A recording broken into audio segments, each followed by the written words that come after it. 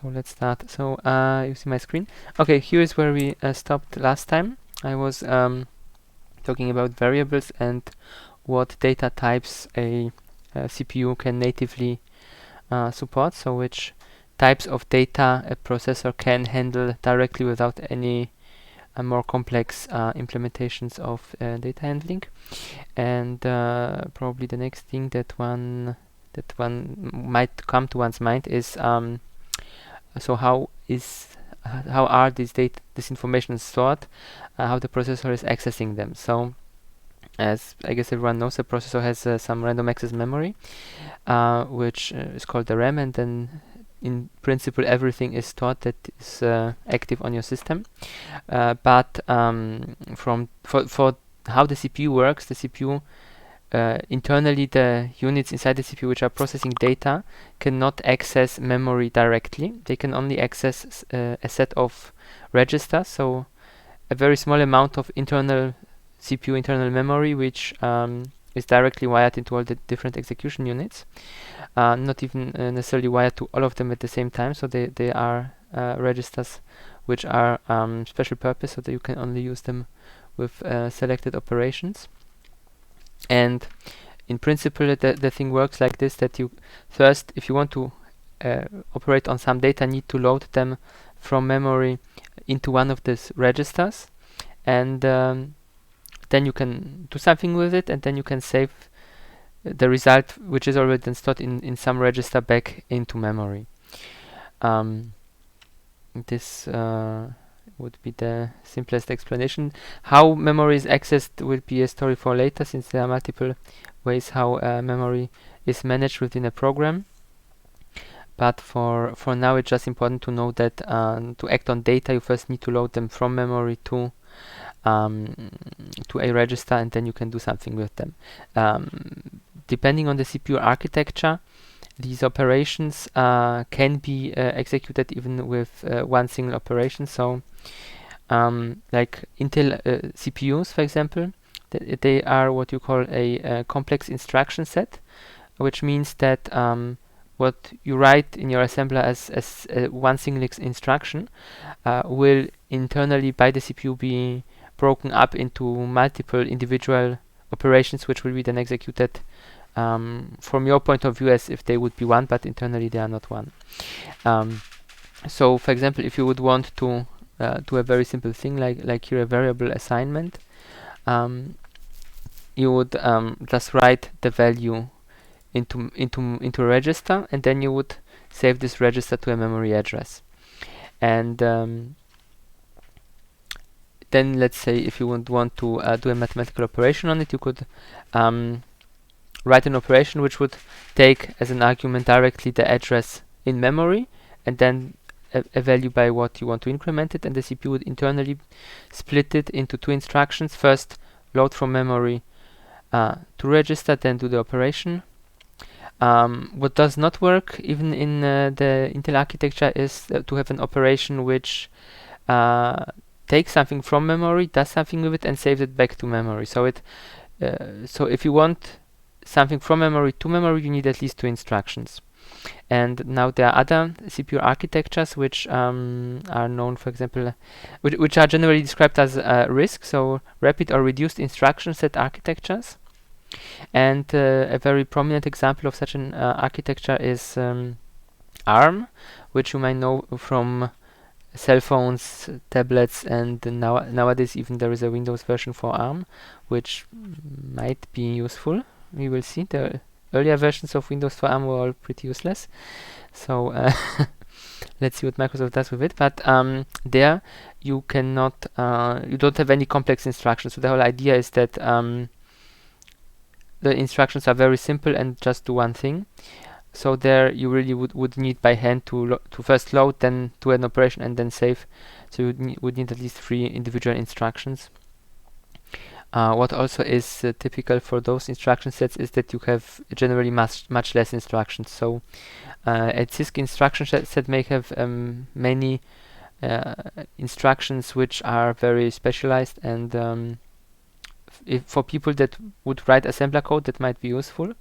And in fact, this mostly is the reason why the x68 architecture, so the Intel architecture, was designed the way it was designed, to make it as convenient for humans that write assembler code as possible to write this code. So well, and to save memory. So one thing that you notice generally with applications, if you compile them to x86 or to ARM, is that the ARM binaries will generally be bigger.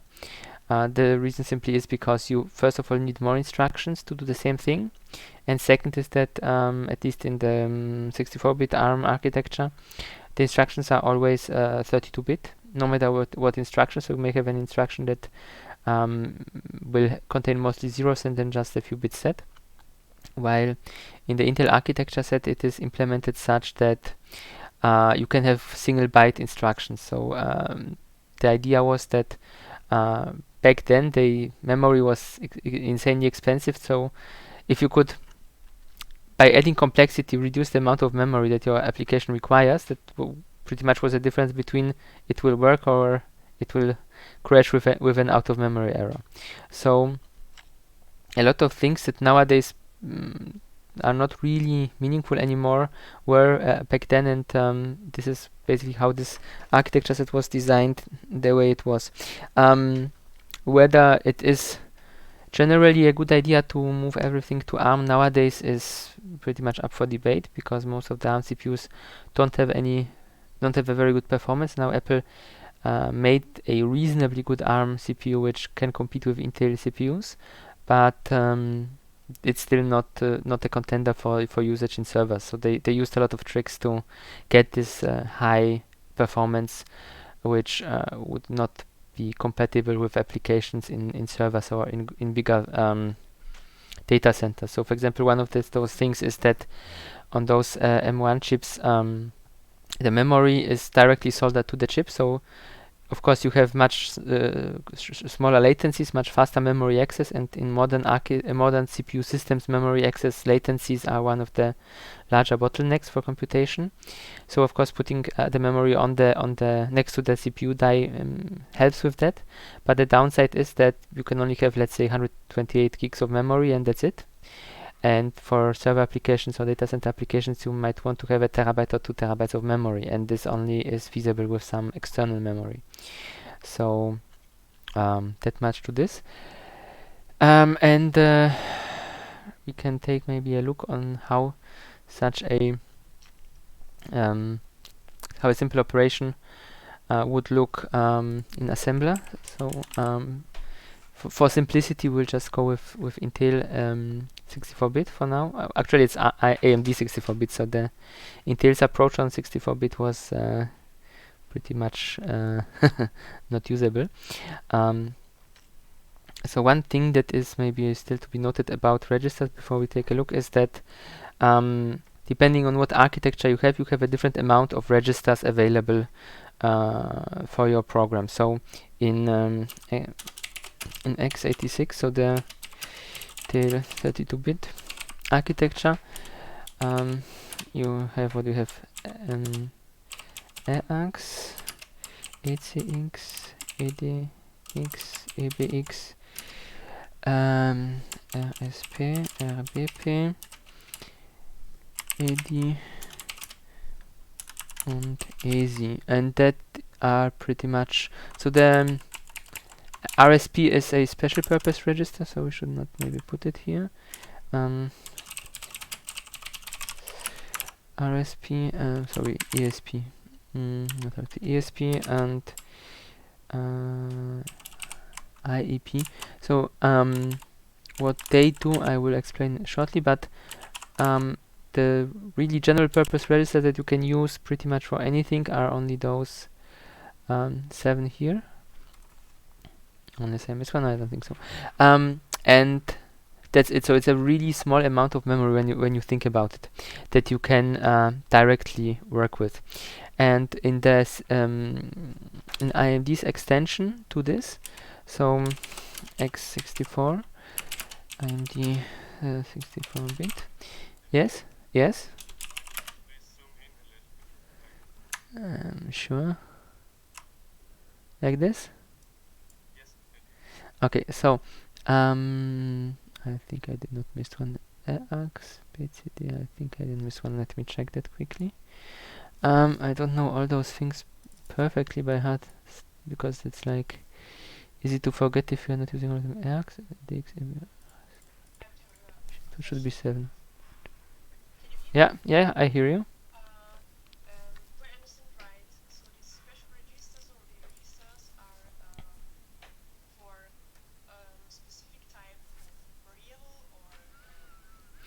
So those um so those registers here, the EAX until ESC are general purpose registers, so you can use them for any sort of integer operation. If you have floating point operations, then for floating point there will be different registers used.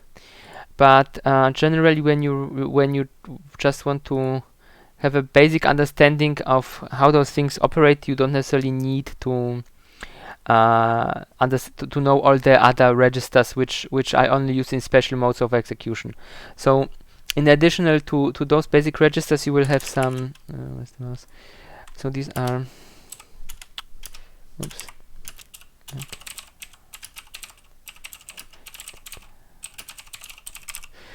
And other register types will be FPU, so for floating point. Then you have MMX registers. For all CPUs that have the Intel MMX extension, then there were some additional registers for SSE, and nowadays the AVX extension adds even more registers. So with more specialized computing units implemented on CPUs, the amount of registers got increased, and some of them can be used to improve also the performance of normal Integer code. So for example, if you are loading data, like want to copy a larger chunk of memory, you could use registers which are longer, like the MMX registers. They can go up to 128-bit. Or was it the SSEs? The point is, you can use them just for copying, even if they are intended for different use. But for our use case, we'll only use the general purpose registers. And they are a couple of special registers, like the stack pointer and the instruction pointer register. What they are doing, I will explain later. Any more questions on that point? In the chat, yes. Yes, so every core has its own set of registers, and as you know, modern computers are like a multi-threading operating system. So you have many things happening in parallel. So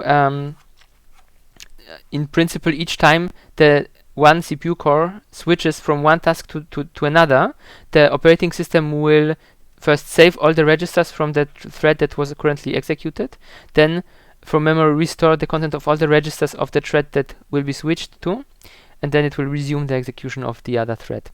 And with modern CPUs, you have a feature called hyperthreading, which makes one core appear as there would be two cores, or maybe even more, in which case one physical core would have 2 or more sets of all the registers. So the idea is that while the different execution units are only available, are only present once per core, or actually some of them are even present 2 or 3 times, because for reasons of optimization, the CPU might try to execute instructions. Well, so your instructions are like one after the other, and so on.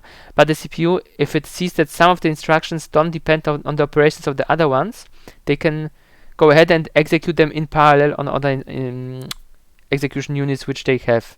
So this is called out of order execution, and is one of the reasons why modern CPUs have such a high performance in comparison what you would expect if you really would just do one instruction at a time. And the thing about hyperthreading is that if you have 2 sets of registers, or if you have more than 2x hyperthreading, you have more sets, that if the CPU has some spare execution units which it does not need right now for one thread. I turn that off. that doesn't use for one thread, it can then use them in parallel to execute tasks for the other thread which is running, and this allows for a better utilization of the CPU resources, and it's about a 20% gain in overall performance for the CPU if it's capable of doing that. And I think nowadays all the CPUs implement this. I'm not sure whether Intel is still selling some castrated models without this. I mean, they're all machined with this feature present, but they are just at least in the past they were disabling it for some cheaper or lower end CPUs. Okay, so I guess that answers that. Any more questions? Okay, so let's take a look on the registers in other instruction sets. So one more thing to say, that here that this integer registers all 32-bit, and in the 64-bit extension for the Intel architecture that AMD introduced, what they do, they have first of all of course made all the registers 64-bit, but also they have introduced additional registers, and the typical naming scheme is just taken, at least for the first registers, just taken from the normal 32-bit version. They just replaced E with R in the naming scheme. So when you write assembler code, you can access. So if you write assembler code for 64-bit, if you want to do a 32-bit operation, you can just still use a 32-bit register name. But you also have some additional ones. So here you have R8, R9, R10. I think it goes up to 12, 15 or something like that. Yes. Oops, that was a mistake. 10, 11, 12, 13, 14, 15. 11, 12, 14, 15. 13, 14, 15. Yeah. Voilà. So you have twice the registers, and each of the registers has twice the size. So they are all. And a feature that was present in the assembler language for the x68 architecture, and that has been also used for the AMD 64-bit extension, is called register banking. So the idea is that, as said, you can use those names in your assembler code to access just the lower bits of the new registers. So first of all, it works for those. So you just use EX and so on, and for those you can add a D, which stands for double word, and then you can access just the lower part of it. So the way it looks is in 64-bit mode.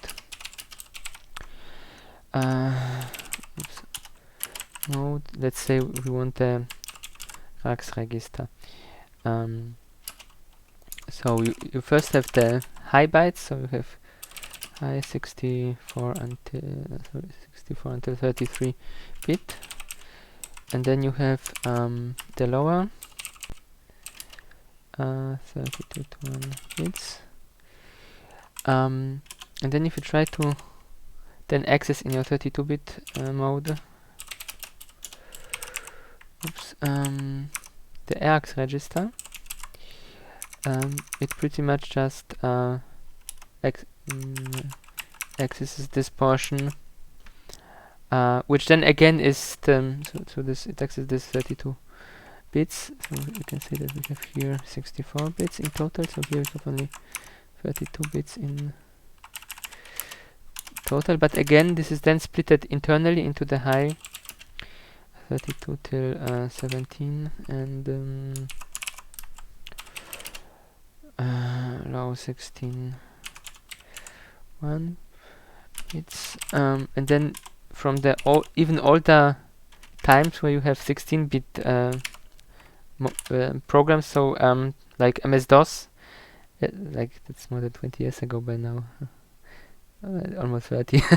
So those very first operating systems for Intel CPUs, well, the very first were 8-bit, but like the most things that are remembered or were used in a way that is still, or at least was in some way still meaningful, was the 16-bit.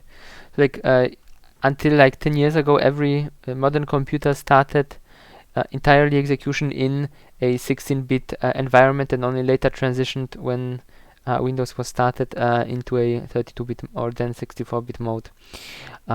Nowadays with UEFI, this is no longer the case. But for a very long time, the 16-bit mode at the early PC startup phase was still something that needed to be taken into account. So here it was just called AX. So and AX was then just here 16-bit large, and then it was internally again split it into high 16 till 9 and low 8 till 1 bits. And in principle, if you would want to access something in the 8-bit mode, which might be useful, if you're just working with characters, you could really just want to access the smallest parts. You had 2 registers here you could access, A high and AL. So high is for high and low is for low, basic. So the first one was A high, the second one was A low. You don't have this ability to access the high bits directly for the other modes anymore. So this was like when they introduced this, they did it like this, but later for those it was not really useful. So there is not so much use cases where you would want a quick access to the higher bits. What you can always do is you can copy the data to another register and then shift it to the right by however bits you want, and then you can access any bit you might want. So this is this can be done in a quite nice way. And with ARM, so let's just take a look on 64-bit ARM. You also have some special registers, but so how many would they be? Special program counter, stack pointer, and link register, I think. And then you have general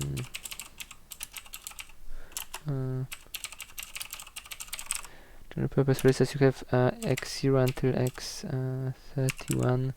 So you have 32 registers in total, although the higher ones are shared. So the higher ones are just aliases for, I think, SP and LR.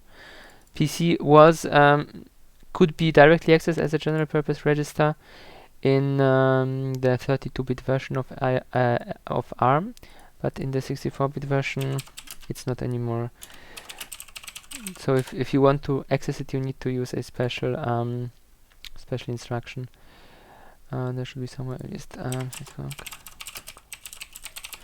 me quickly find the right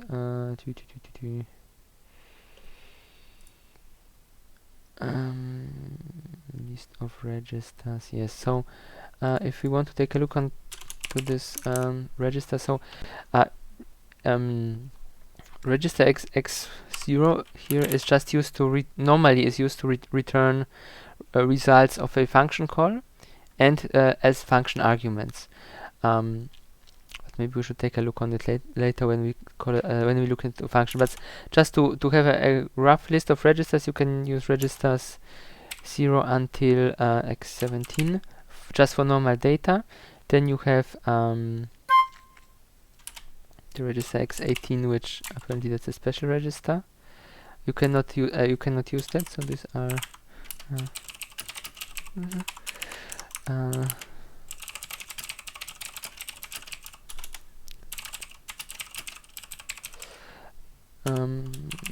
then we have a 19 till x28. You can do whatever. These are also free to use. Yeah, and sorry, it just goes up to 30 apparently. And then you have x29, which is basically your frame pointer. And 30, which is the link register LR. Okay, so PC and stack pointer both are no longer accessible directly. I said in the 32-bit version you had much less registers, but you could access those directly. And in principle, the frame pointer you could repurpose for other applications, but that's not really nice to do, I would say. And basically, so for the x68 and this architecture, you also have a lot of much more special registers, which we will not be looking into right now. The only reason I listed it here is because normally by this naming scheme, you would expect that you could kind of go 0 till 30 and use all of them, but as said, one has a special function that you cannot not change. And this one is actually used to point to a so-called thread environment block, which is a region of memory that holds informations which are related to that thread which is currently being executed. And on x68,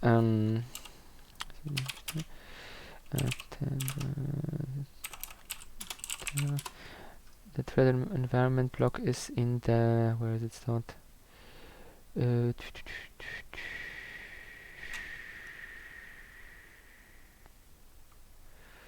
think in the FS register.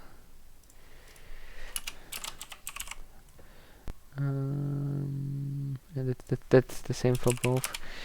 FS,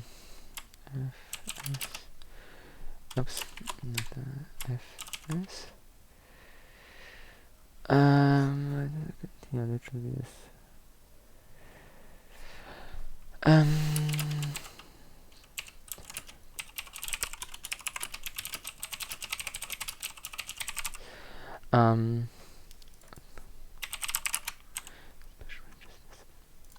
Okay, enough about that. Let's continue.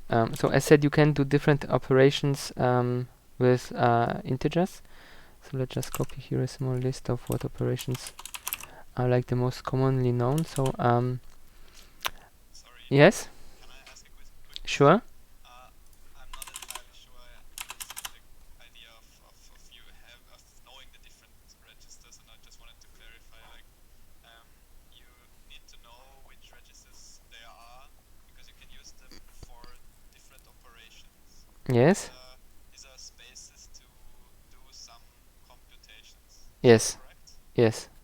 And it's okay. So, and you need the different ones because they are they have like different purposes and they can be used for different operations.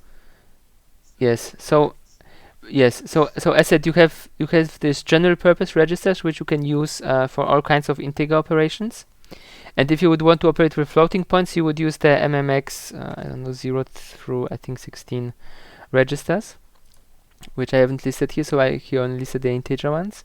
And if you want to control the program flow, you would then again need other registers, which we will take a look at when we will do program flow.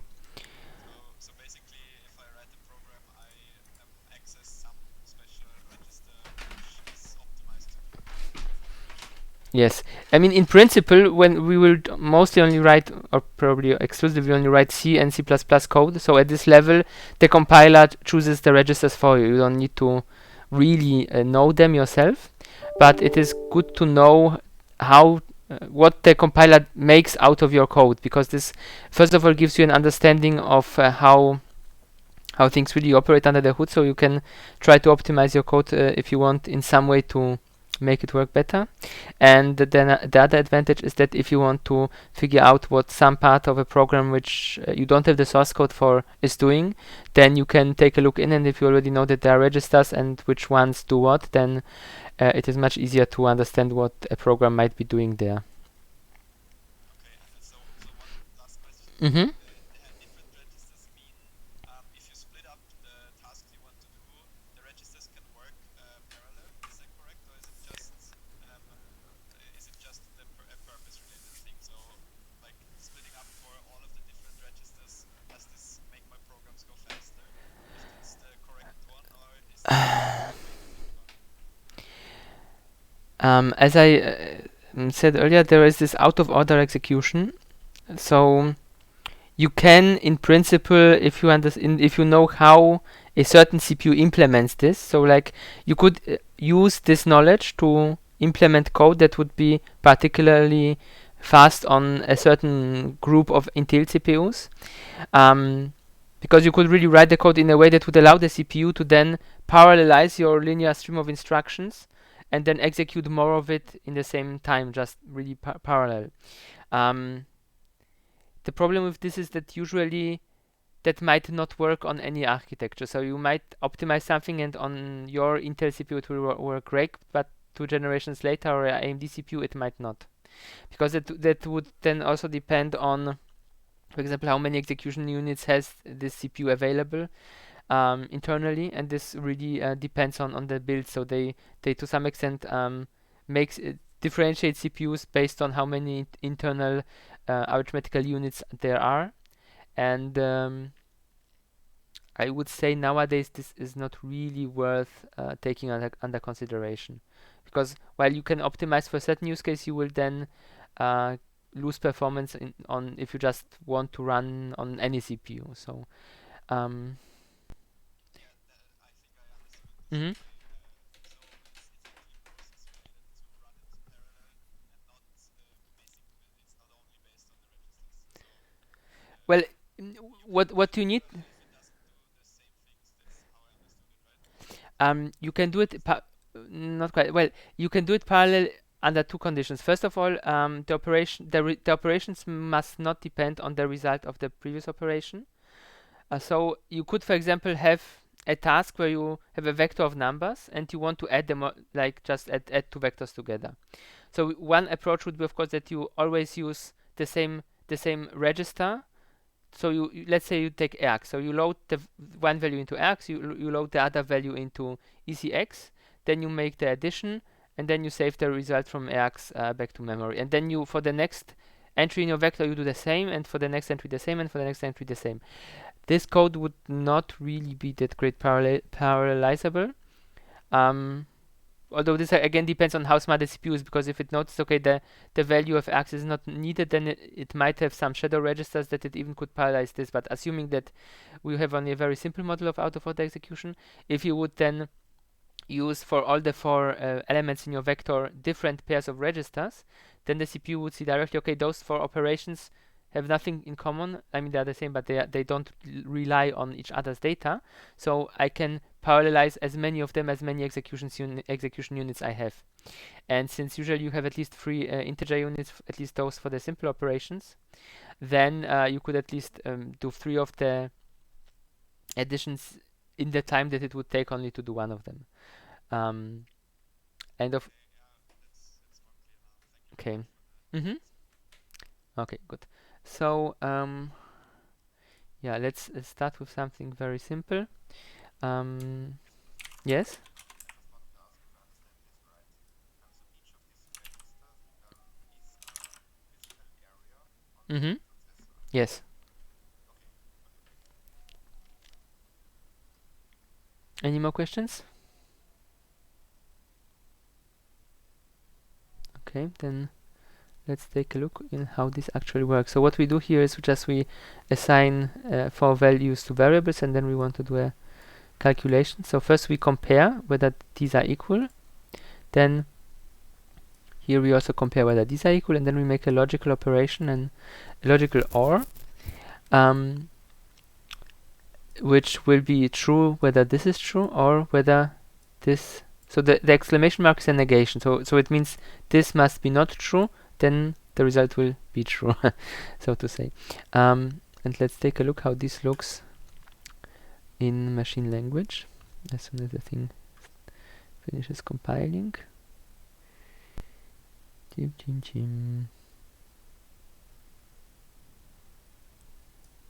should be actually already running. What is it doing?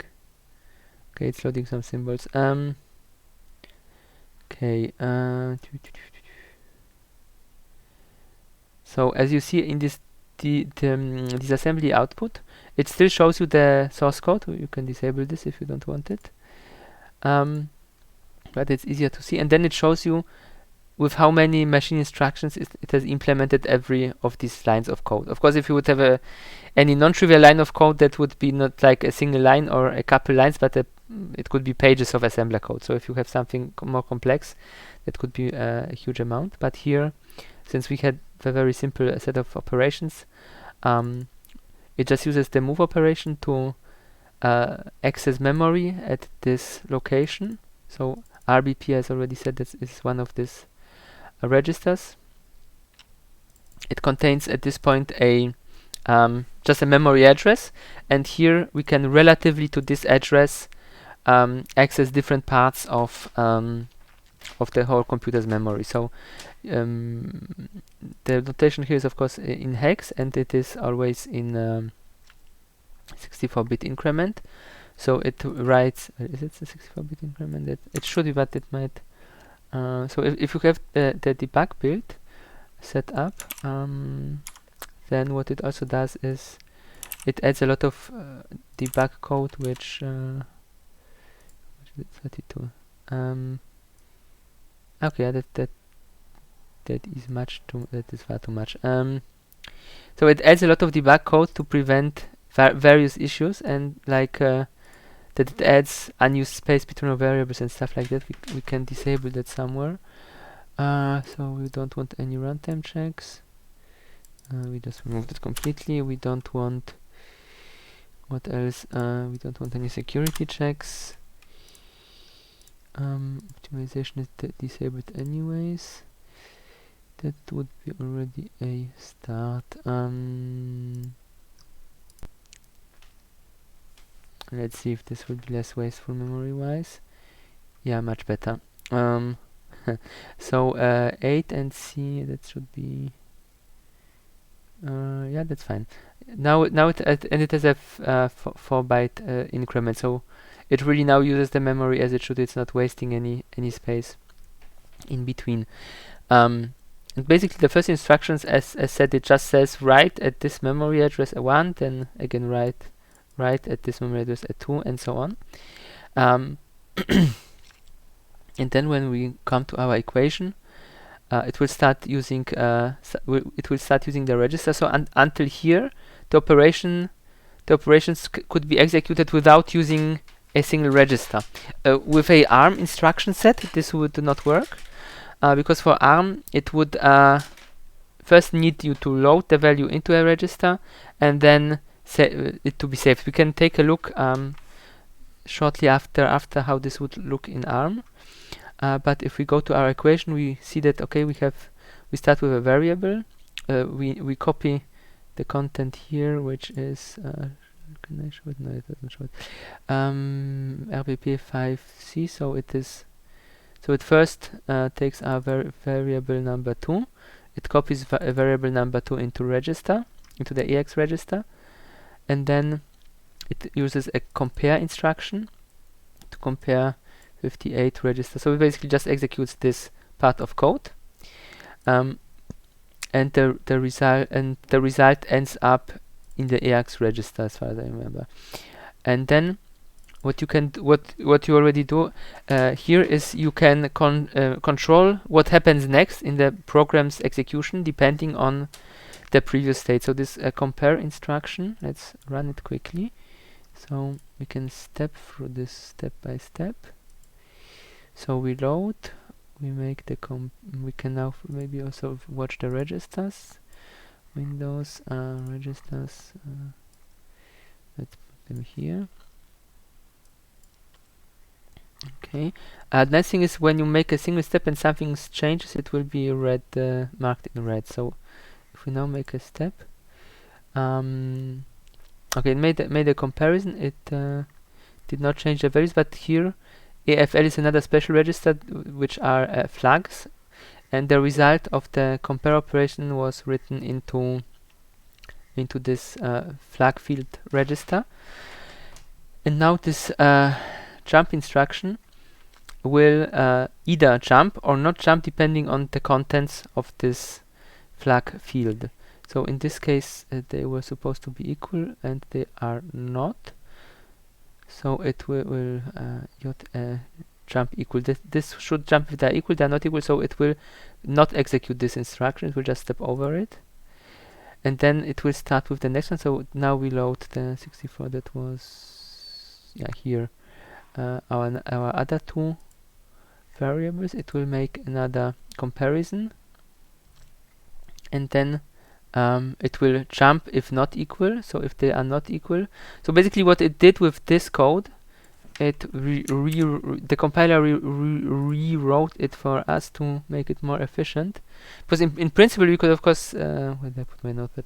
Of course we could make it like that we really just do exactly this, then store the result into a variable and then invert the variable. But it is more efficient to just turn this into a not equal.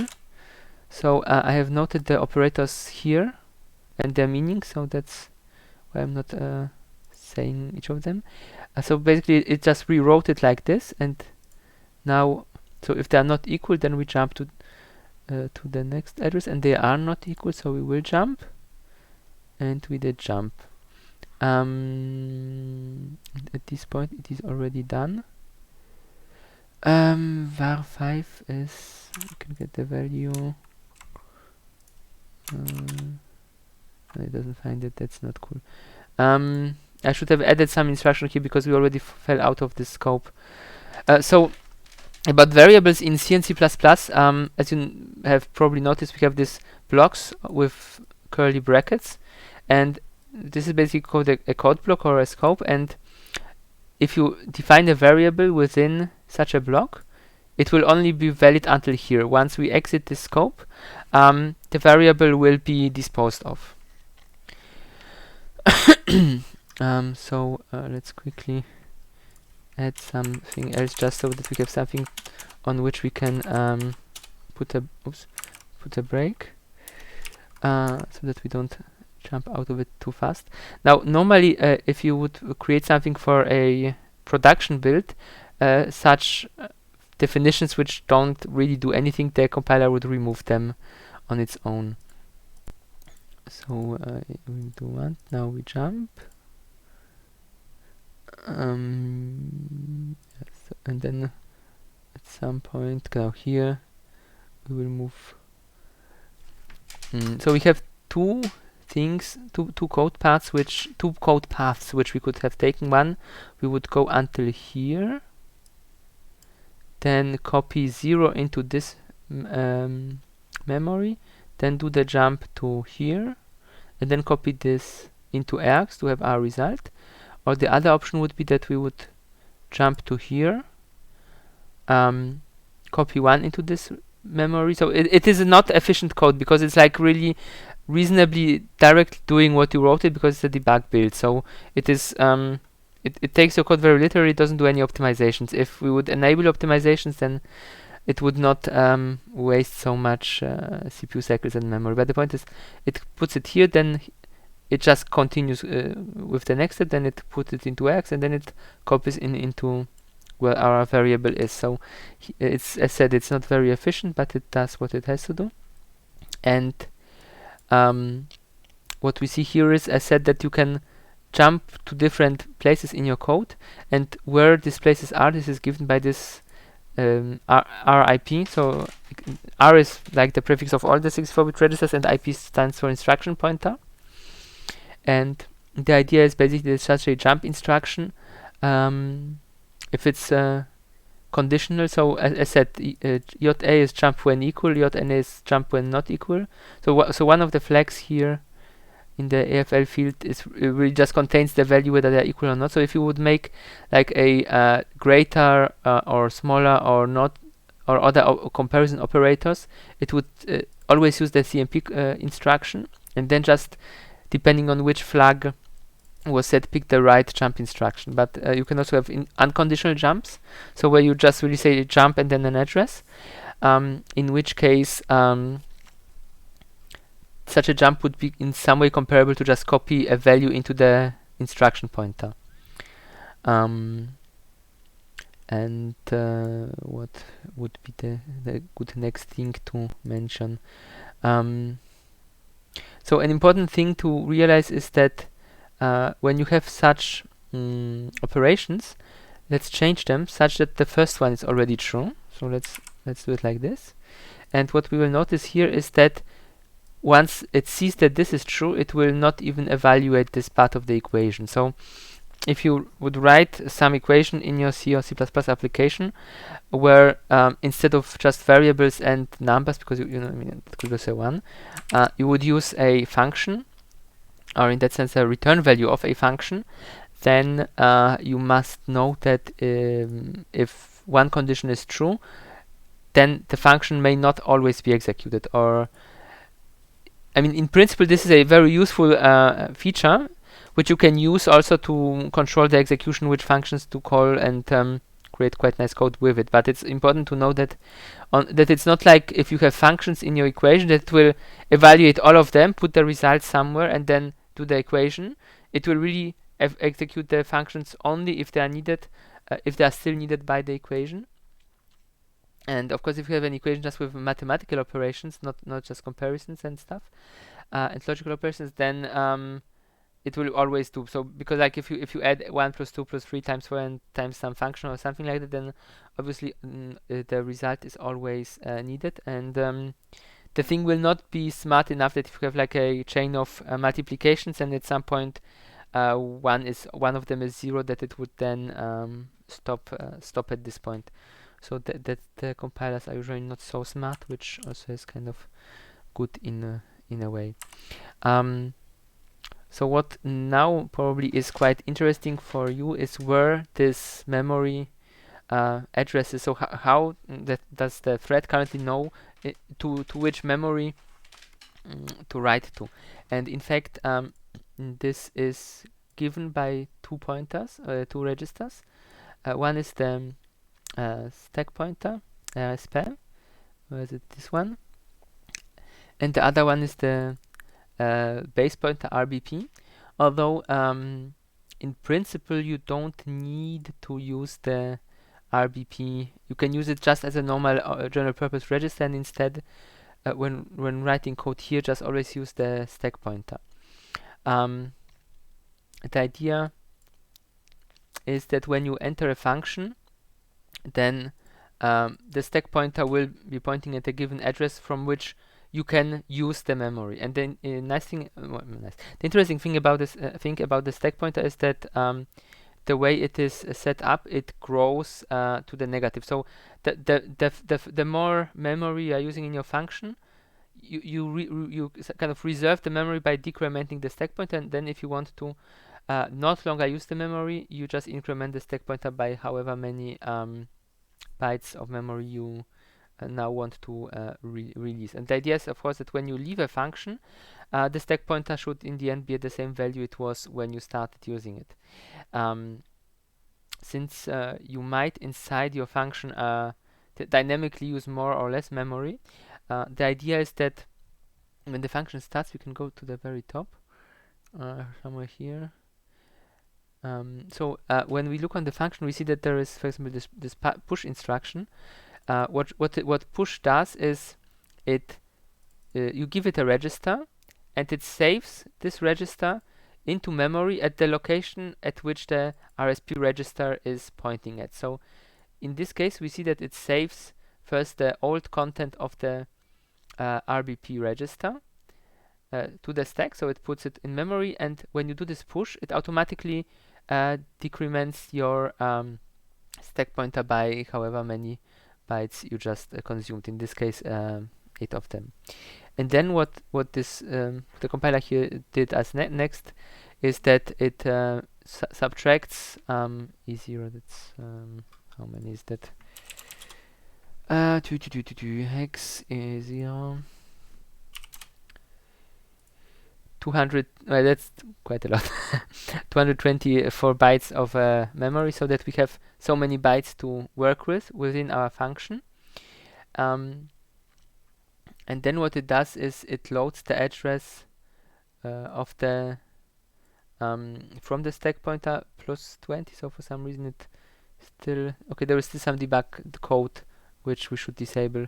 But the idea is that this RBP will not change while you are in the function, so you can address different parts, different memory regions just by adding static offsets to the like it's done here, just by adding static offsets to the RBP.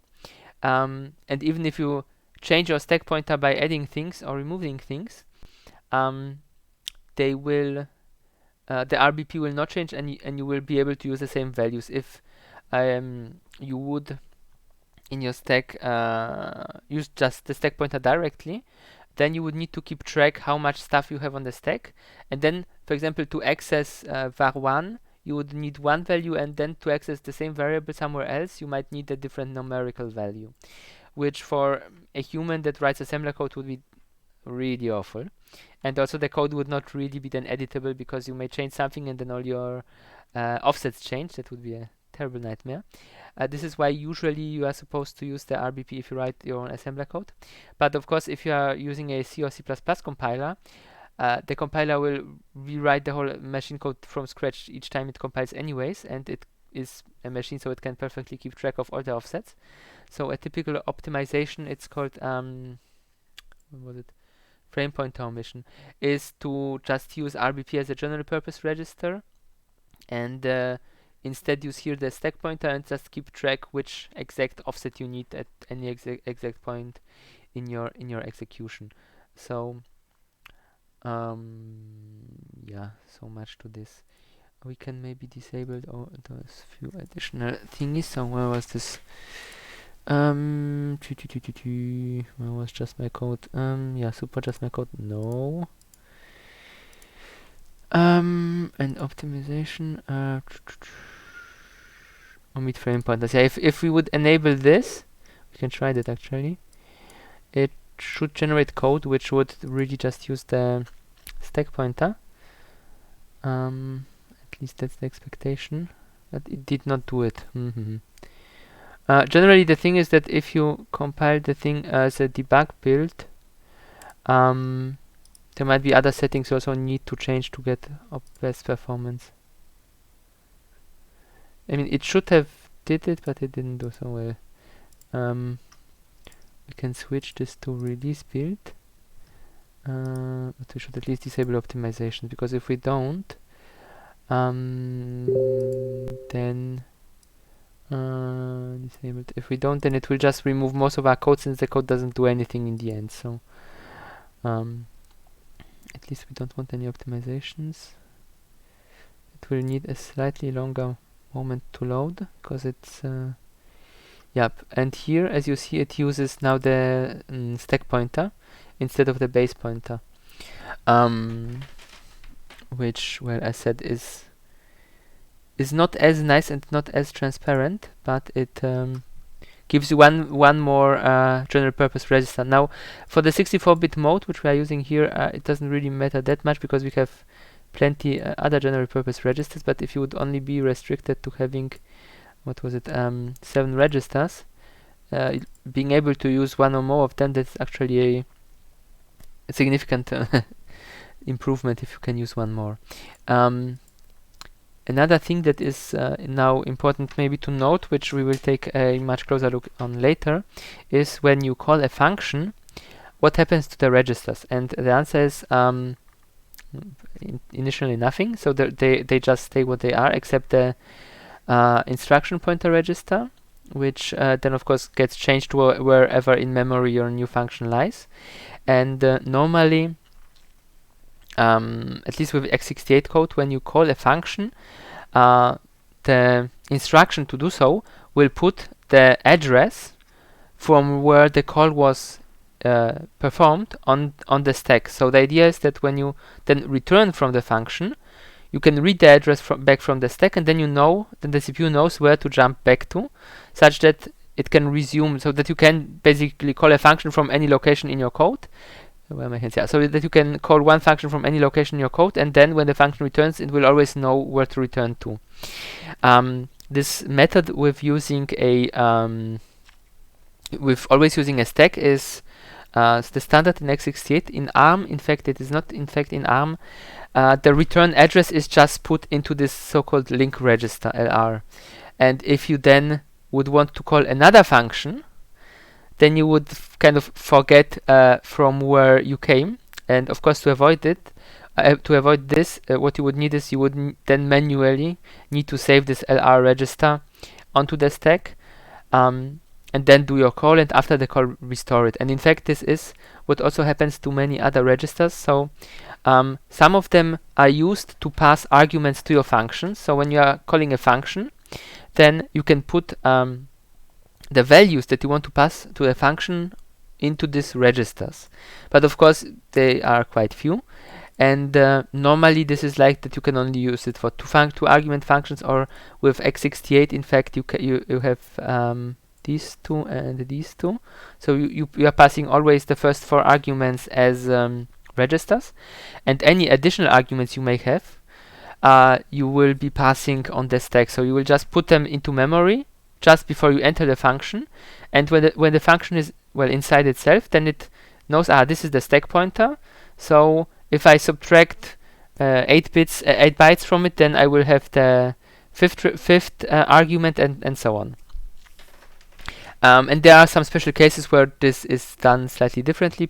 Plus, in the 32-bit version of the Intel architecture, Windows is so this what I'm describing now. This function, how you pass arguments to functions, is called a calling convention, and you have many different calling conventions. So we will take a closer look on this when we arrive at functions in detail. But the whole point is that it is mostly not something architecture specific how you pass the arguments. It's rather something that the architecture gives you registers and memory, and how you use them is up to the person that invents the operating system, the people that define those things. If you want, you could inside your own program use any own function calling convention if you want. I mean, then you would of course need to write everything in assembler, but it would be in principle possible to invent something own.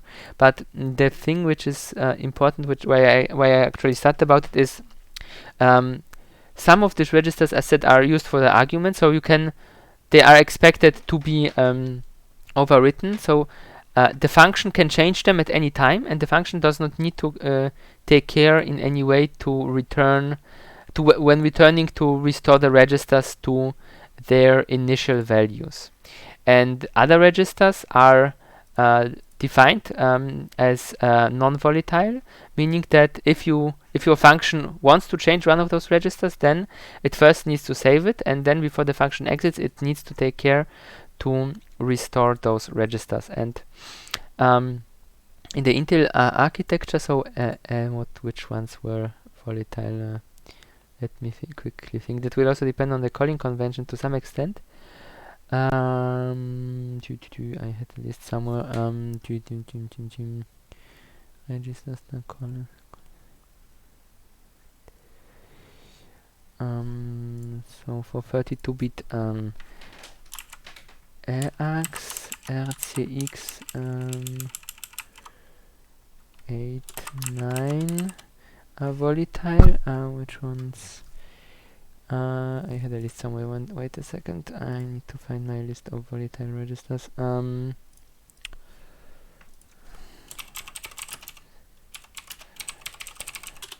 general, it's like defined that half of them will be volatile and the other half will not. And with regard to volatileness, it's also separately defined for okay, this one's volatile as well. 8, 10 and 11. 10 and 11. So those are volatile. So the first 3 here and those 4. So we have in total 7 registers which you can change in your program at any time, in your function at any time, and at any time you don't need to take care of saving their content and restoring it before you return.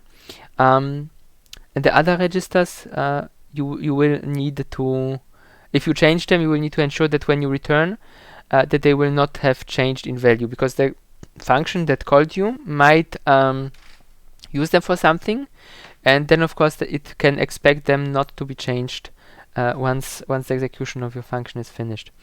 And for the 32-bit, I don't remember, but they had different calling conventions. So for those, we will take a look which ones are volatile and which ones are not when we take a look on function calls in more detail. And for the ARM, which one else are volatile?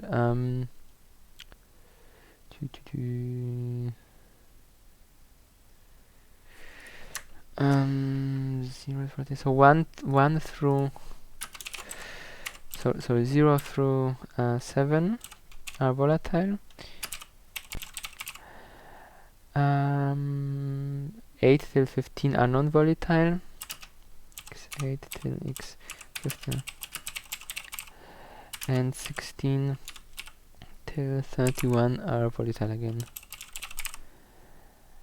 Yeah. So if you want to use any of those, you need to you need to save it first and then restore it, and the others you can use at any time in any way you want. Okay, now what we could also take a look at is how the same code. So let me start that quickly again as debug, and maybe we save this. Oops. Maybe we save this quickly into a text file, and then we see how the same thing would look on for the ARM architecture. Okay, so we have this in the notepad, and now let's run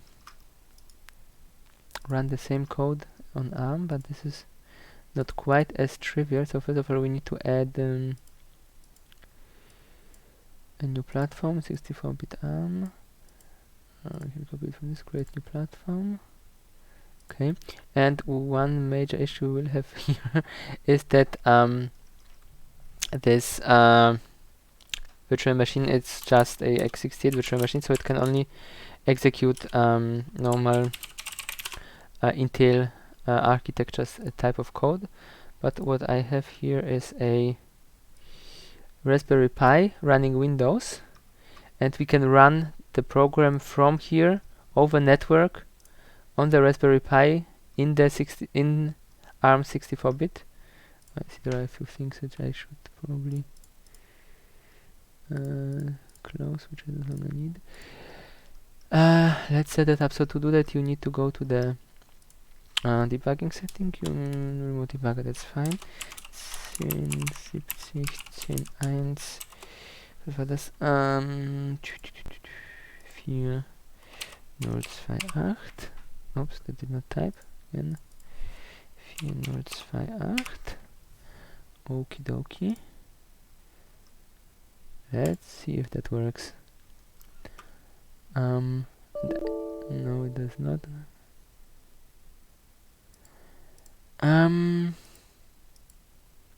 Why? Did I block something in the firewall?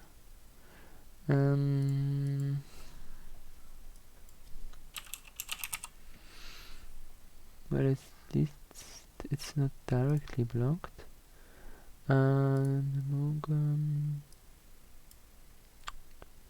Attach to process 1070 10.1 4028.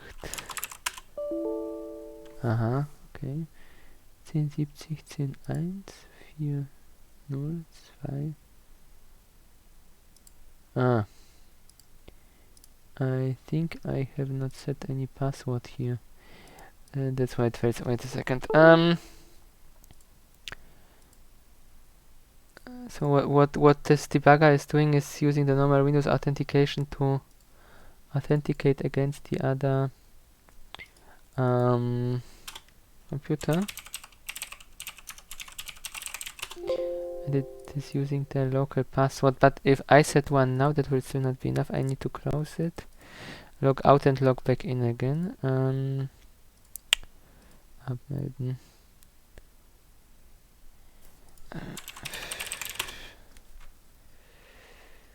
Okay, so that should be.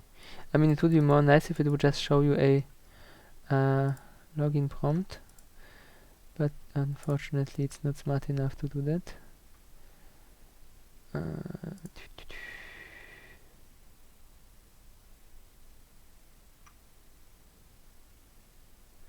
Okie dokie, let's try again. Damn it. I should have tested it up front. Sorry about that. 10,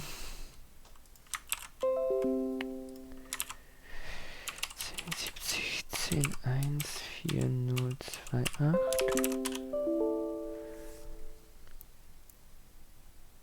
8. And now it has a different issue. That's the debug I have open is for the older Visual Studio version. Was that supposed to be 6? Okay. Now it's working. I just need to change the port.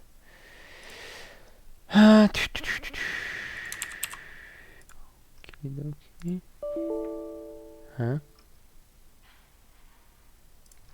Something's not quite right. Yeah, I think I know why. It's missing the remote command. Okay,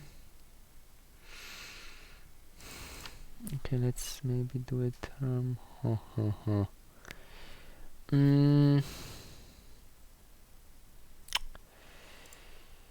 Okay.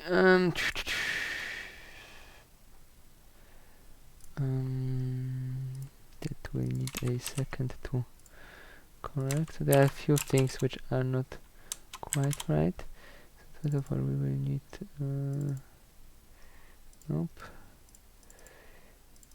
Yeah, this. Nope. Here it is. Here's our binary. Let's say that we share just the source directory directly. Eigenschaften. Freigabe.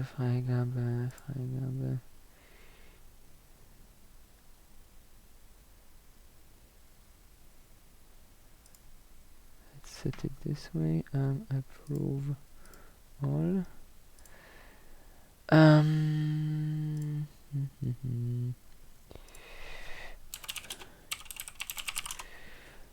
So this is 15.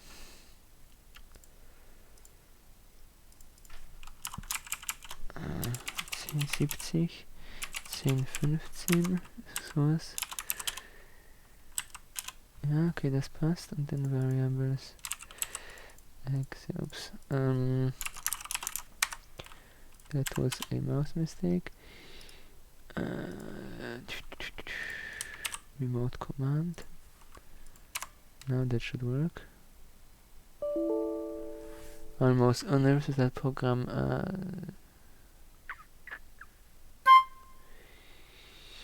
Yeah, we also need to set the working directory. Let's go with this.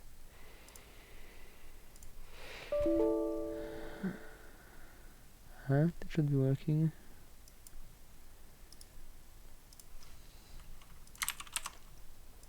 Let's quickly try this out. This is slightly broken. Okay, something's not quite right yet. Okay, it's...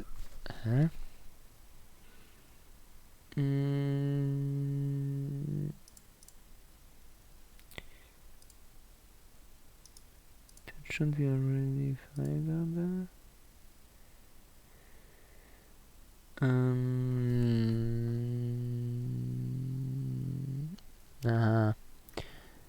This is not where I want it to be. Yes.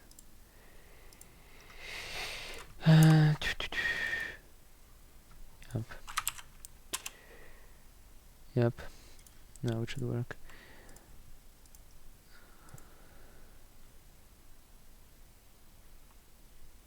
Looks promising. It's doing something.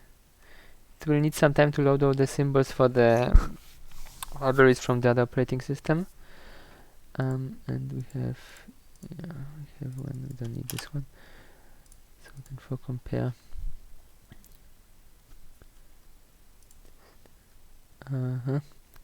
Almost.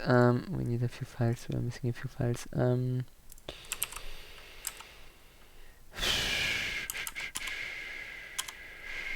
We are missing a few files.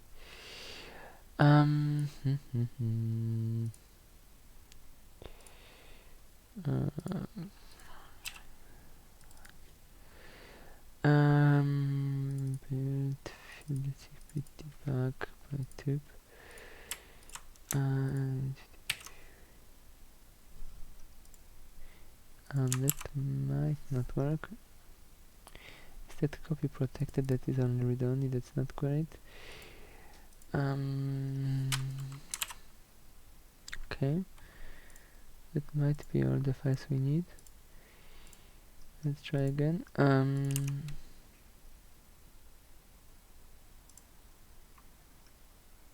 Yeah, looks promising. It hasn't crashed yet. Just downloading symbols. Yay, perfect. So, this is not the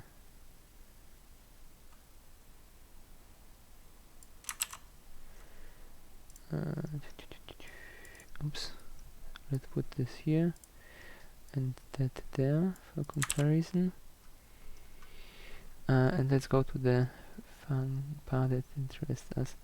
So you see, as said, you need much more code on the ARM platform to do the same thing as you can do here. One more thing that we could have taken a look at is the amount of bytes needed. Let me quickly fix that. Show code bytes. So this not only shows then the address, but also the amount of Dutcher code which was used. So again, let's copy this. Zack.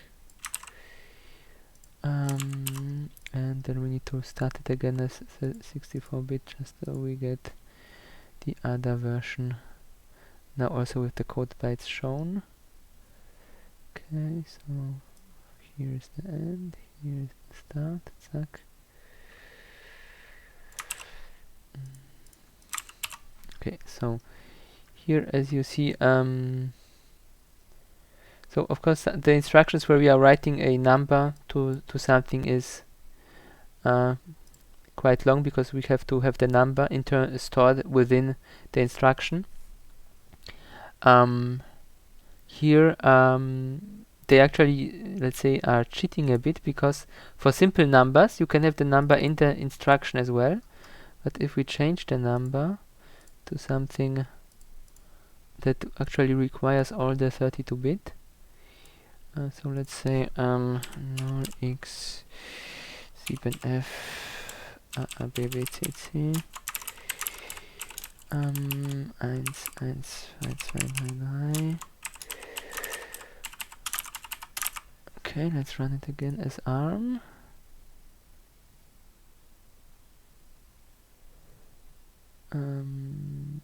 Yeah, well, so you see they stored the values here behind our function, and inside they are just taking the address of our current function plus an offset. So in fact, well, here this is the whole code that you need, and it is kind of self-contained.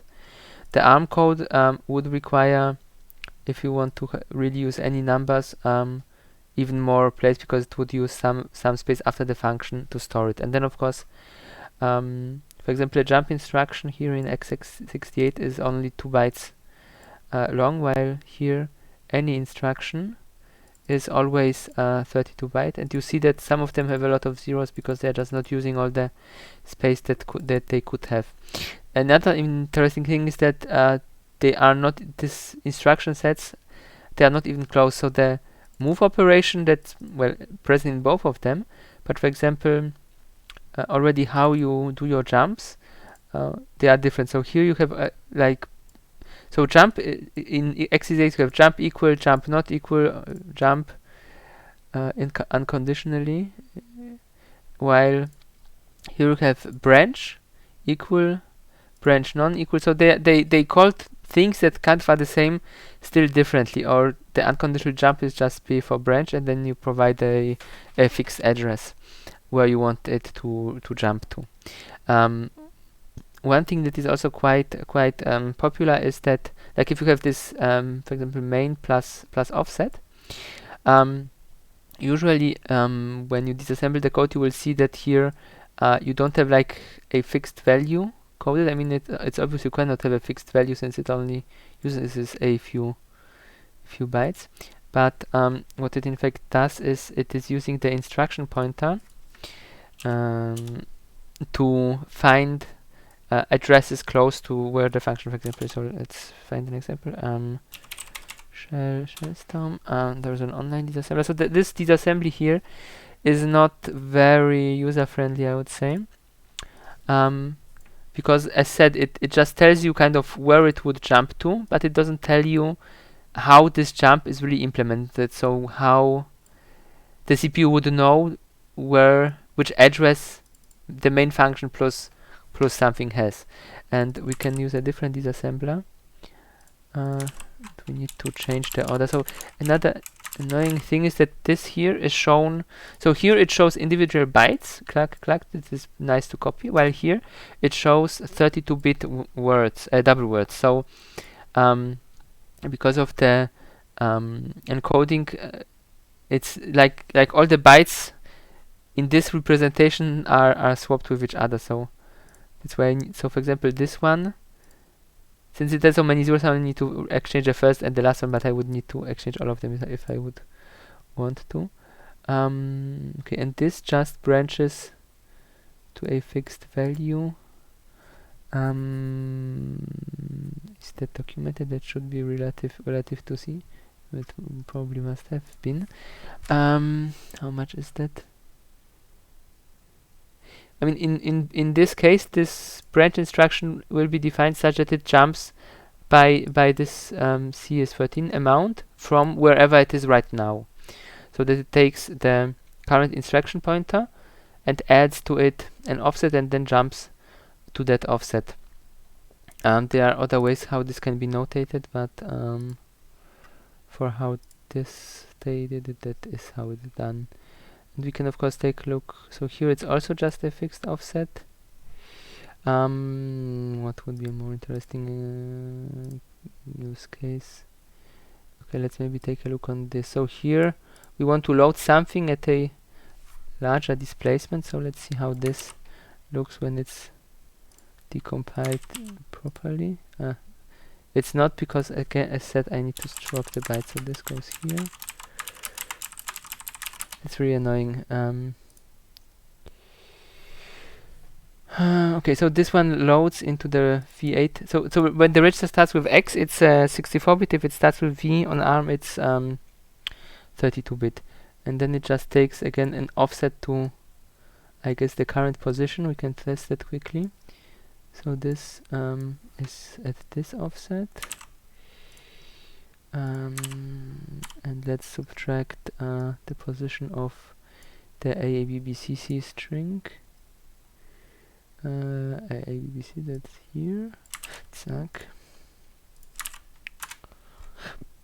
That was the wrong order of subtraction, but we see that it is what we expect it to be. So it just, the way it's defined is that it just takes the current position, the current instruction pointer value, and adds a given offset to it, and then from this position it loads the value into the register. So I think at this point it's already somehow apparent that writing ARM code by hand is much more annoying than writing Intel assembly by hand. I mean, of course, proper assemblers will be helpful, so you don't need to enter addresses directly or even offsets as a number. But what you can do are so-called labels, so that you just put at some position of your code a label, and then instead of an address you are using the label, and the assembler will see, okay, here is a label, so at which address the label will end up, and then it's taking the right numeric value for you. So also when you disassemble a program with something better than Visual Studio, with pretty much anything, because pretty much anything is better with regard to disassembling than Visual Studio, then it will create labels for you, just that the labels will be pretty much not very user friendly. It will be just like label underscore and then the address, because any names like var1, var2 get lost. They are not part of the compiled code. So this is also why it's not really great that it is here showing still the name. In principle, sorry, show symbol names, we can disable that. Well, almost.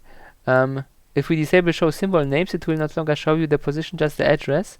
but it still is not as nice as it would be. So ideally, the decompiler here should really show you the offset by which you want to move. But well, for reverse engineering, there are much better things that, I mean, Visual Studio is really not suited for reverse engineering in any way. So we are just using it here because for this simple demonstration purposes, it is good enough. Yeah, but let's continue. Since we want to be quick, so what else can we do? First of all, we can switch here back to 64-bit Intel architecture. Yeah, one quite nice thing that can be exploited using what I said earlier, that these equations are only evaluated if they are needed, is a so-called trinary operator, which you can see here in action. So you have a condition, and if this condition is true, then this part of the code will be executed, and if it's false, then the other part of the code will be executed. So it will either, in this case, assign value 1 to test if the condition is true, and if the condition is false, it will assign a value 2. But while here it's only a value, you can have any equation with function calls and everything. So for example, you could have two functions and you always call one of them depending on a value, and then you want to use the return value, so you could use this trinary operator to create very nice readable code this way. Other interesting operators. Oh, did I skip something? Yeah, I skipped something here. We of course have the very basic normal operators, which I forgot to mention at the beginning of the lecture. Let's just add them quickly in here. You have just the standard mathematical operations, although so like plus, minus, multiplication, division, and here you have a modulo division, which is the reminder of the integer division. So if you this is quite useful if you want to work with indices, which we will look later. What also might be interesting, I'm not sure if this is implemented on the Raspberry Pi, we can try it, is multiplication. Normally multiplication and division are quite computational intensive operations, and on most old CPUs they could not even be executed like in at all, so you needed a software implementation for multiplication and division. And of course the division was the worst, but here this doing sdiff, no, it still has the instruction. Apparently in the modern ARM architecture you even already have a instruction for division, but this is not true from all of the ARM. So since ARM is like a very broad group of instructions, or rather very broad group of implementations of instructions, so anyone can license the instruction set and make his own flavor and add features which he needs and not use ones that he doesn't need. So usually multiplication and division is optional, but apparently our Raspberry Pi has this built in, or it's already mandatory by, at least for Microsoft Windows, to have those operations. Okay, what do we else have?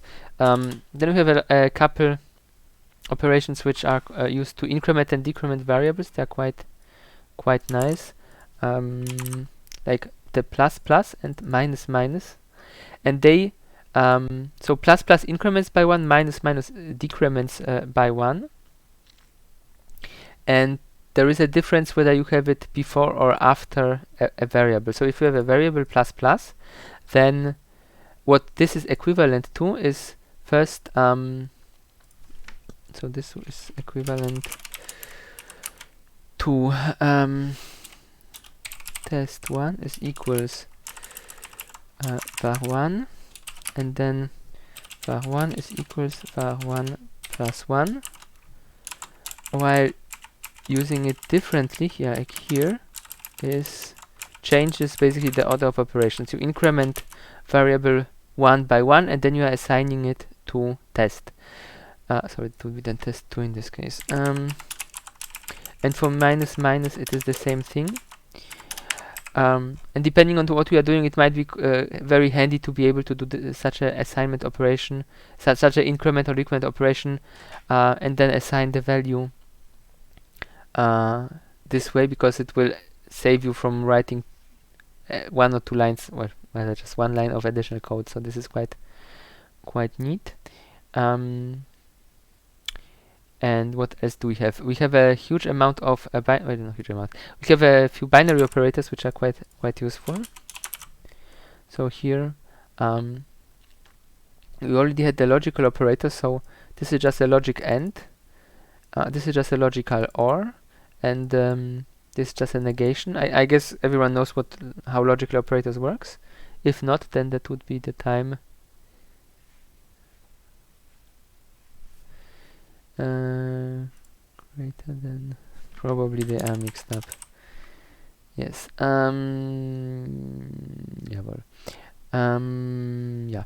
And now such logical operators, they are also available bitwise. So these operators operate on a whole variable. So you have two variables, and they are comparing whether both variables, for example, evaluate to true, or whether any of those evaluates to true. And evaluating to true means that the variable is non-zero. So that if some bit somewhere is set, then the variable counts as true. While this operators here, the bitwise operators, operates on single bits. So instead of returning true or false, they will return you a new variable which will contain the result of this bitwise operation. So if we start with those three variables, you have here some bits set. If we use here the OR operation, it will set all the bits from both variables that we feed in. If we use the AND operation, it will only leave the one bit set which is set in both of them. And then we have this exclusive OR, which means it must be, if it 0 0 gives you 0, 1 0 gives you 1, 0 1 gives you 1, but 1 1 gives you 0 again. So as you can see here, if we use these two variables, 0 zeros evaluates to zeros, 1s evaluate also to 1, but only if it's only in one of the two, then it evaluates to a 1. And actually XOR is quite useful also in some cryptographic operations, so it's good to have this here. Then we have the bitwise complement, which is pretty much just the NOT operator, then negation, it just flips all the bits. And then we have bit shift operators, which allow you to shift the bits by a given amount. So as you can see here on this example, if we start with variable 2, this is this one, and we shift it to the right, then those two bits get removed, and this gets filled up by 2 zeros, and then we get this number. And we can also shift in the other direction, which just means that we are adding zeros in from the right side and cutting off whatever is too much on the left side. Yeah. Yeah, that's that. One thing that also can be noted is that depending whether the variable is signed or not signed, so whether it is expected to be a number that can be 0 to a value or plus from a negative value to a positive value, the operation of the right shift operator will be different. We can put a breakpoint here and take a look how they differ. Does anyone have an idea how they may be different? No? Okay, let's just see. Oops. Okay, let's value. Okay. Let's run it again. Okay, we don't need this anymore. We don't need this anymore. Yeah. So if it is a signed value, you will not. Okay, that's the wrong presentation. You will notice here that despite we shifting it, it is still all Fs. While if we look on the unsigned value, it is not longer all F. So the idea is, if it is signed and it is shifting things in, then it will check whether the value was positive or negative, and then so it basically checks which is the highest bit, and then it replicates this bit so that your value will not switch from negative to positive only because you shifted it to the right by one bit. While if the value is unsigned, it will always just fit in zeros to fill the empty space left behind.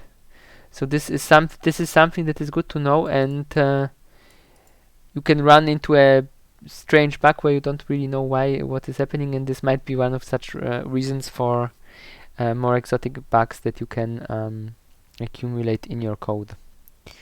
Okay, so and the last thing about operations or operators in C is that you can have you can combine most of these operators with a equal sign, so pretty much like this.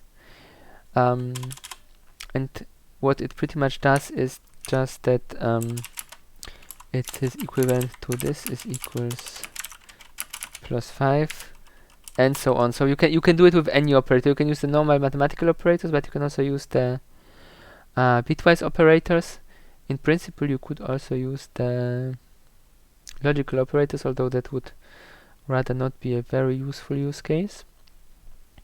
But it is also quite nice to save on typing unnecessarily repeated things. Just use this assignment and something style of operators. Sorry,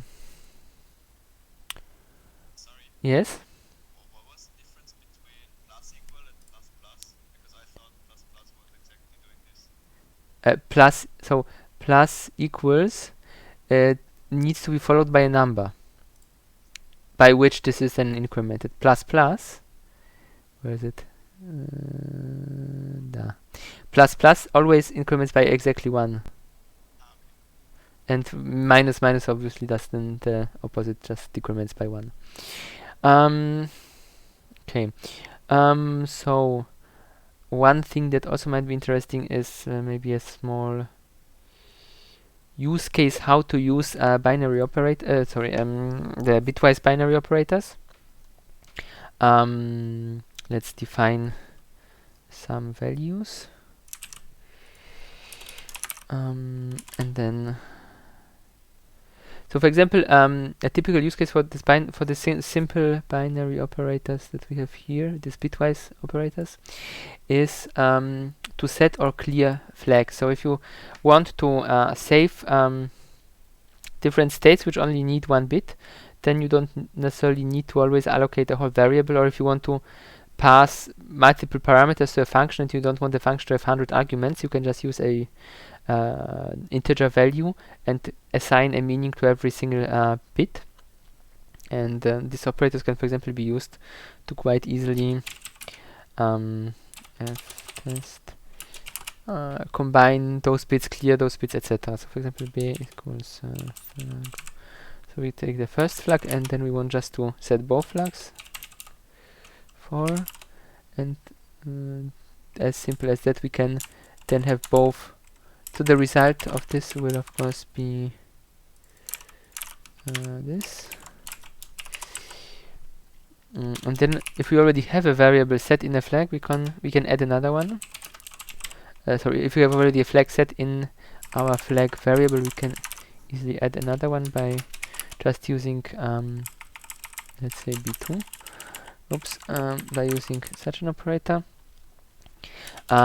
Clearing is a bit more convoluted, because how would you clear? How would you clear a flag?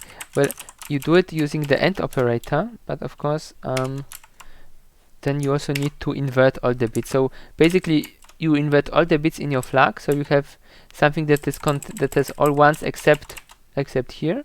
And then if you make the AND operation, then it will clear. It will clear this this 1 bit which now is a 0, and it will leave all the other bits intact. So this way you can clear a flag, and you can also do that with multiple flags at once. So we can also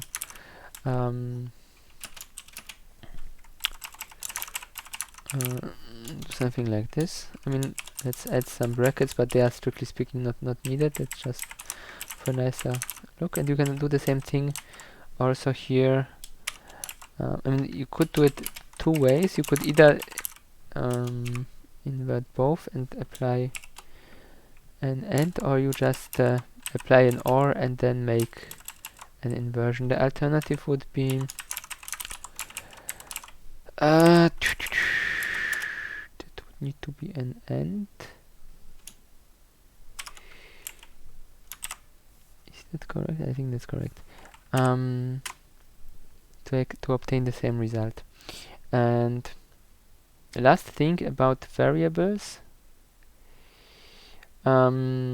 is so-called enums, so enums is a structure which is available in C and in C++, which allow you to assign names to numbers, basically. And this is quite useful if you want to, as the name says, enumerate something. So if you have like 10 settings and you want each of them to have a name that you can read and use in your program, while internally you want it to be only an integer number, you can use such an enum. And you start with some number, and it will auto increment unless you specify which number you want, and from the number then auto increments always by 1. But when it compiles to machine code, it is just as if you would have written here in this case 10. So no information from the enum are preserved once the code is compiled. It is just a nice shortcut for you, that when you are writing your own code, that you can assign nice names to different integer values. So at this point, I think we should give you some homework. But let's start with something really simple. So first will be write a very simple program which splits a 64-bit integer into its high and the low part, and then you repeat that for every low part until you arrive at the character level, so you don't split the characters anymore. I think that should be easy enough to do with the operators that I showed you here, and the bit shift operator. So the idea is basically that you just shift it where you need it, and then you mask off the unneeded bits. So the expected input is of course a 64-bit number, and the output should be 4 values as depicted here. So basically what you want to do is split a register the same way it's splitted here. Okay, this will be one homework. And I think the homework I said the last time is splitting of floating point numbers. I'm not sure if that might be too much already, but I think that probably would not be bad if you would try this as well. So where did I put that? And I said you have for all the homework always 2 weeks, so it's not like that you needed to work next week, but you have some time to find out how to do it.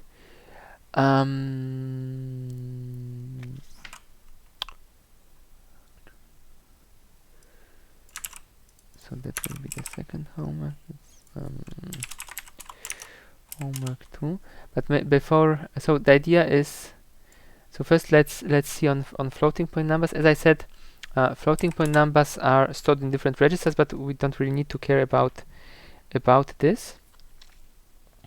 But before we make homework 2, we should take a look on one thing, so-called type conversion and casting. So if you want to change a type of a variable to another type, so let's say we have integer var 1 ist gleich 10, and then we have a character var 1 ist gleich a, oops, and then we have, let's say, double, so a floating point number f var 1 ist gleich 10.0f.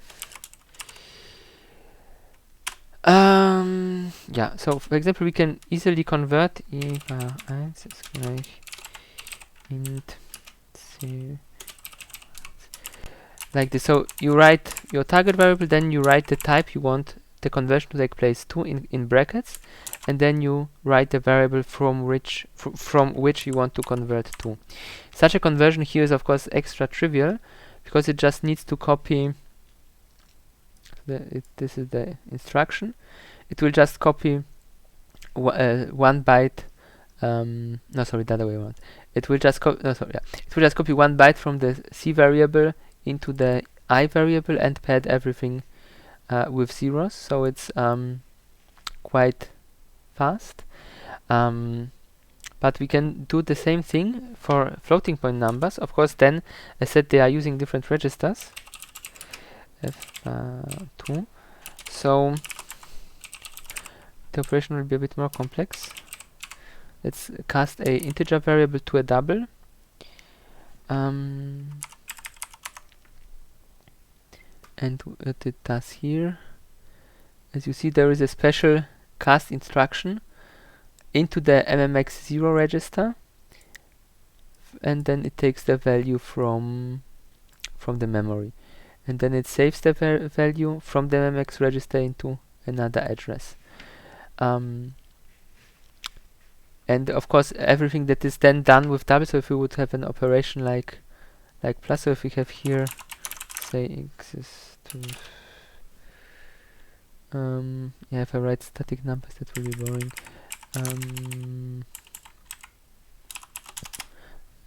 I think I had somewhere an example that top, yeah, here for example this plus. Let's go here. So if this happens with integers, then you see it's using the ARX, ECX, ECX, and ARX registers again. And if this would all be, doubles, then it will use different registers. So if you run this, yep, then you see it's using the MMX registers, and okay, actually it's just using one register and the memory all the time. But if it would be something more complex or optimizations would be enabled, then it would use also then MMX 1 and 2 and so on.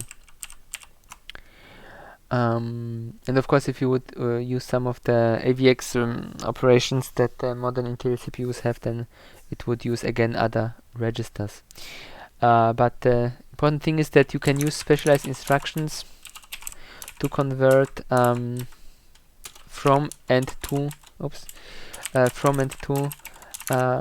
integers, even though internally the representation of such a variable is completely different. So maybe one more example.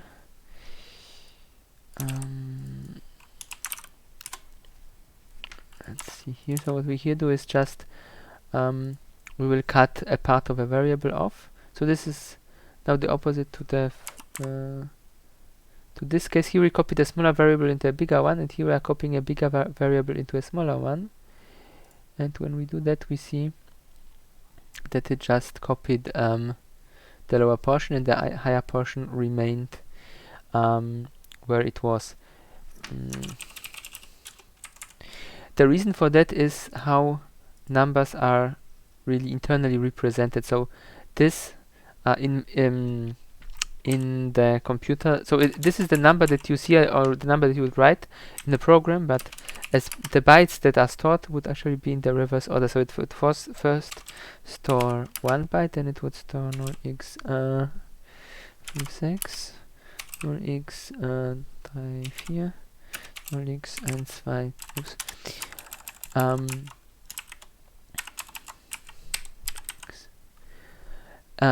The advantage is, of course, that casting from different variable lengths is quite easy, because you're always copying just the lower or more or less a portion of your memory. But of course, the downside is that the number as then it stands in memory is kind of mangled up, and this is called this encoding. Well, basically the order of how the numbers are stored is called endianness, and the encoding as it is used here is the so-called little endian encoding, so that the smaller bits are written first, and then the higher bits, and in the big endian encoding it would actually be in the same order in memory. ARM processor can actually operate in 2 modes, although it's not really something anyone would normally use to switch it in operation. So normally you would just switch it and then stay in this Indianness for the duration of your program, but Intel CPUs just always operate in the a little endian mode. One thing that is mildly annoying is that the big endian encoding, so not this one, but the other one. So let's say this is okay, used by Intel, and the other encoding that you can have is this big endian encoding where the order is maintained, and most network protocols are using this big endian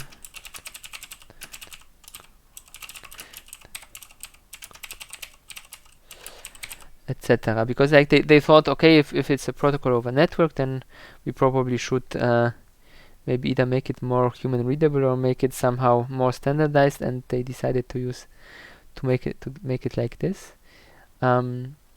But it's of course annoying because then you always need to convert between those two encodings. Yes, and now to how a floating point number is represented in memory. So a floating point number, there is a quite nice example, is represented like this. So you have a sign which tells you whether the number is plus or minus. Then you have an exponent which tells you to which power the number is, and then you have, and the rest of the bits are used for the actual number. So if we write something, 1, 2, 3, then what you get is, here you basically have the number 1, 2, 3, and then here you have where it says it's up to the power of 6. Why is that? Let's say we take 1, that's the power of 0, 2, 3, 1, 2, 3. Yeah, 4.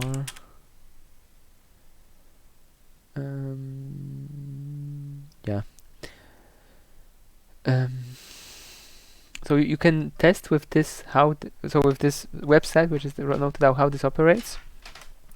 What else we could do? 31, 32. Let's try 32.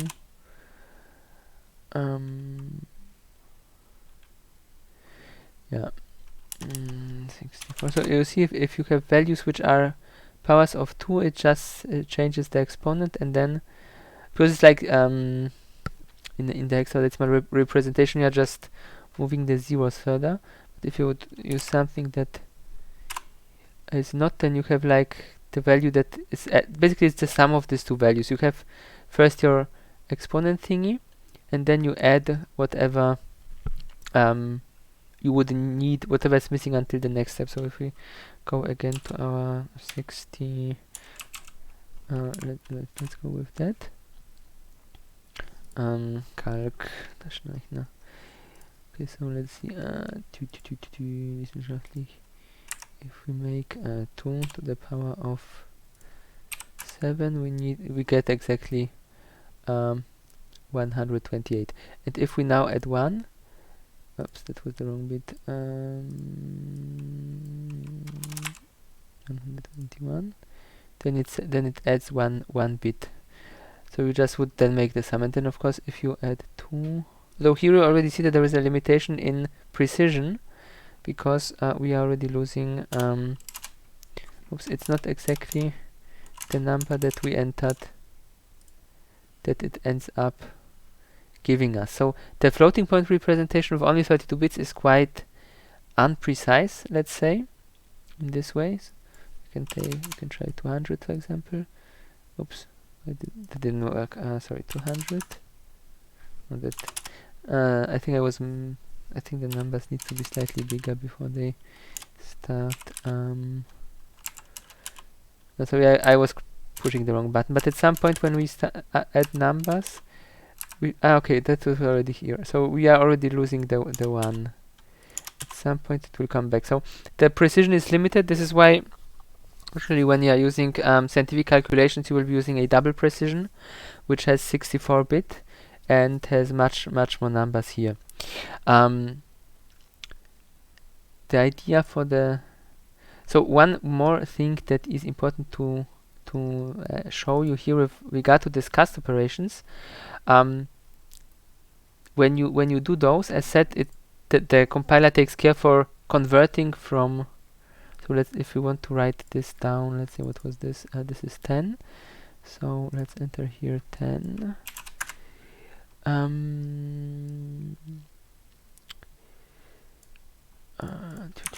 So this would go start with null x.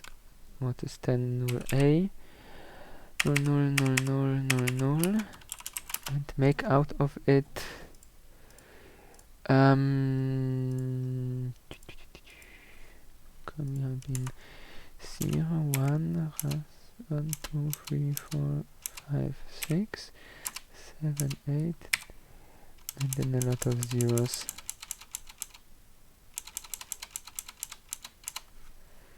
Hex, yeah, something like this. But what you can do is you can force the system to just copy the memory and not do the proper conversion. So we can try this here now. So let's start. Okay, let's go with the same one. I just want to override this. So this one is equals.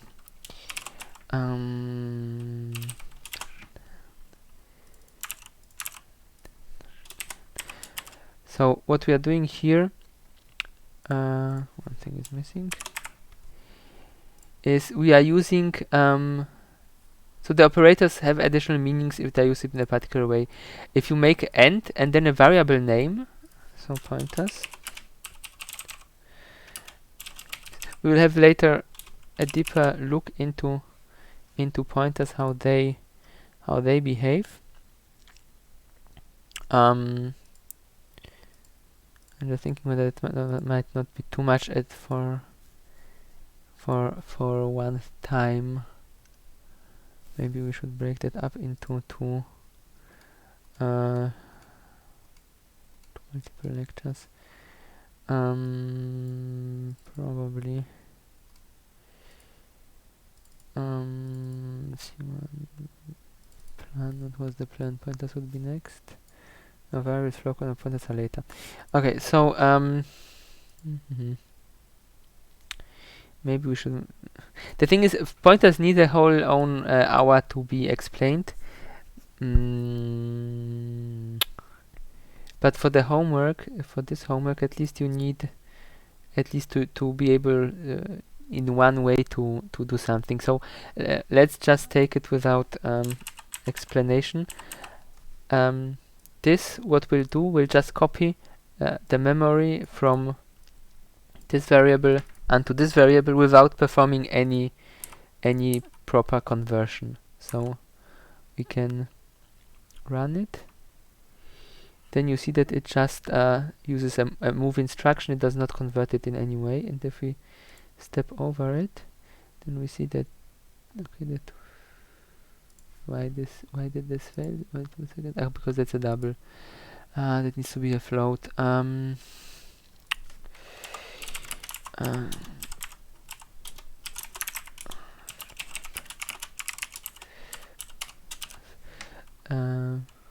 Oops. Okay, now it should work. No, but let's still stick to the 10 test case.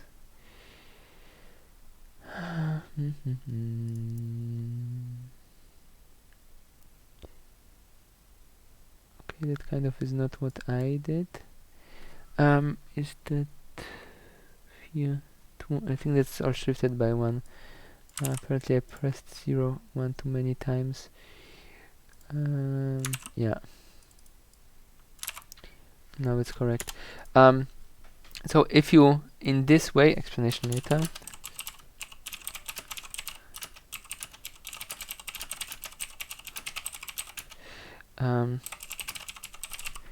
Typecasting.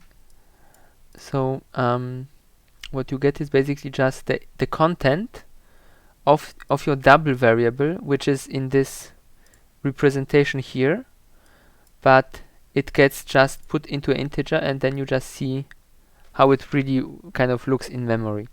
And the task for homework part 2 will be to take this integer value that you are getting if you feed in some floating point number like this, and split it up the way this website does it, so that as a result we want the sign, the exponent, and the mantissa as described here, which will be just extracted from this integer variable.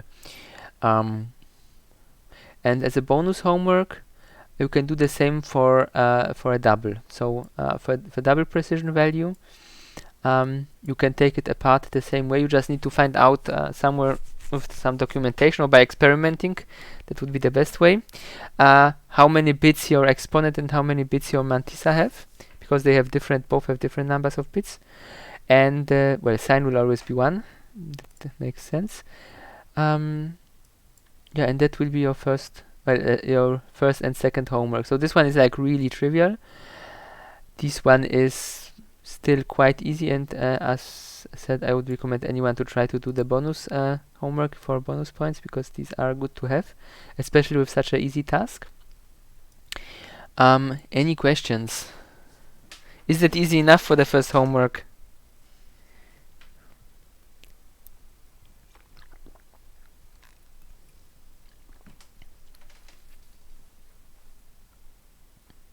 Okay. Apparently it is, since no one is complaining.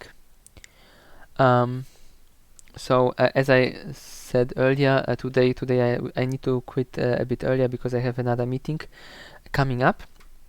But next week we will have all the time we need. We can drop the break next week so that we then get the 15 minutes in which we are now today dropping. During the next lecture we will take a look on flow control, so if statement, loops, and other things. So some parts of flow control you already saw because they even take place in normal equations, but the if, switch, and loop and goto are the more standard structures for flow control. And after that we will take a look on pointers, so I will explain what happens in this line. But for your current homework, it's only important to have this line. You don't need to necessarily understand how it's doing. That's really for the bonus part. Let's move it down. So this is how you get a large integer out of your double. Oops, without going through the proper conversion, which would, as said, convert it to the closest integer representation. Okay, yeah. If there are no questions, then I would say we end it for today here. And if you have troubles with the homework, you can ask next week about it, but I really think this is easy enough that you should all be able to do it without any troubles. Yeah. So if there are no questions and no one has anything more to contribute, have a nice weekend, and we see each other next week. Bye bye.